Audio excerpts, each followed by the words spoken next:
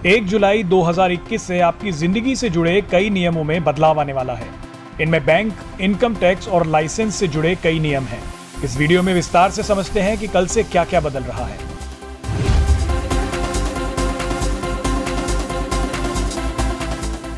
यदि आप देश के सबसे बड़े बैंक यानी स्टेट बैंक ऑफ इंडिया के ग्राहक हैं, तो ये खबर आपके लिए जानना बेहद जरूरी है।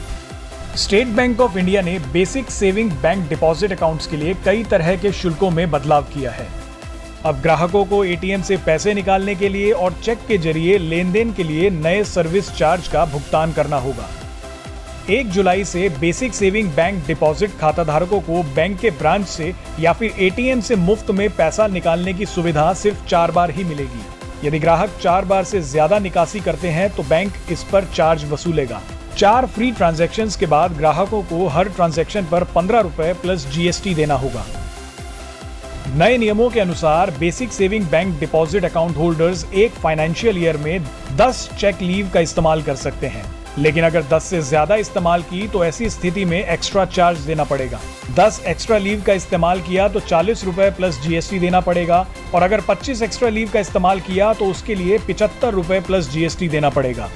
आइए इसे भी एक बार समझ लेते हैं कि क्या है एसबीआई का बेसिक सेविंग बैंक डिपॉजिट खाता। एसबीआई के बेसिक सेविंग बैंक डिपॉजिट खाते को जीरो बैलेंस बचत खाते के रूप में भी जाना जाता है। ये मुख्य रूप से समाज के गरीब वर्गों के लिए है, ताकि उन्हें बिना किसी शुल्क के बचत शुरू करने के लिए प्रोत्साहित किया जा सके। इन खाता धारकों को एक बेसिक रुपे एटीएम कम डेबिट कार्ड भी मिलता है।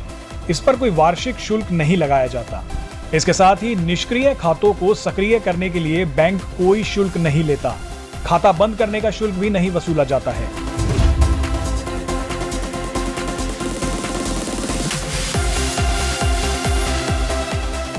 आपने बीते सालों में इनकम टैक्स रिटर्न दाखिल नहीं किया है तो आज आपके पास आखिरी दिन है।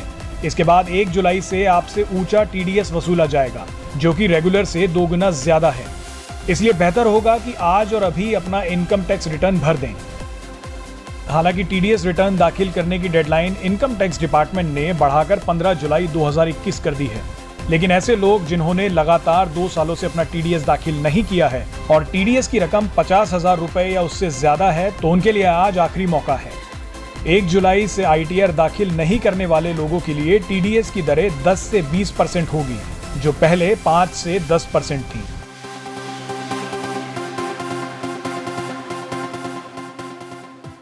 लर्नर्स ड्राइविंग लाइसेंस का नाम सुनते ही आरटीओ ऑफिस के धक्के याद आने लगते हैं, लेकिन 1 जुलाई से आपको सिर्फ किसी रजिस्टर्ड ड्राइविंग स्कूल में ट्रेनिंग लेनी होगी। पूरी तरह से ट्रेनिंग लेने के बाद लर्नर ड्राइविंग लाइसेंस आपको दे दिया जाएगा। सिंडिकेट बैंक के अकाउंट होल्डर्स को नया आईएफएससी कोड मिलेगा। ग्राहकों को एनईएफटी, आरटीजीएस और आईएमपीएस के जरिए फंड लेने के लिए नए आईएफएससी कोड का इस्तेमाल करना होगा।